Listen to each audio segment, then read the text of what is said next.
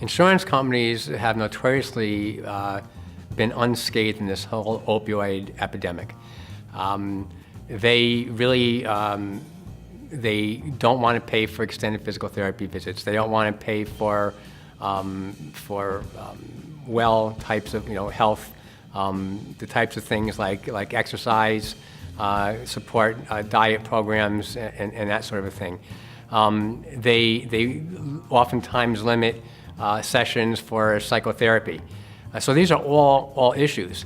The other issue with insurance companies is that really if they pay, they want to pay for the least expensive medications, right? So they're going to want to pay for the least expensive generic immediate release opioids, which are probably certainly are the most dangerous, and they have the highest presence out in the community because they're so inexpensive and they're so ubiquitous.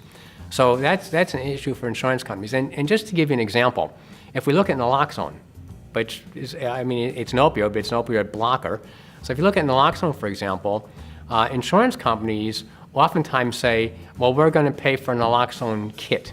Now, the naloxone kit is made up of an injectable product that's intended for an injection, intended to be given in a hospital emergency situation, such as the emergency department. But they are prepared in kits where you take the needle off of this syringe, you put an atomizer in of it, and you squirt half in each nostril. Okay, now, why do insurance companies want to pay for that instead of a branded product? Because it's cheap. All right? Now, that's interesting because on the one hand, it's inexpensive, and insurance companies say, well, you first have to use this inexpensive naloxone product.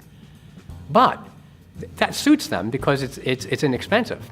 If, on the other hand, you say to the insurance company, well, I want to use an abuse-deterrent formulation in my patient because I feel like there's a higher risk, all of a sudden, like, oh, no, you have to use another product because of this and such.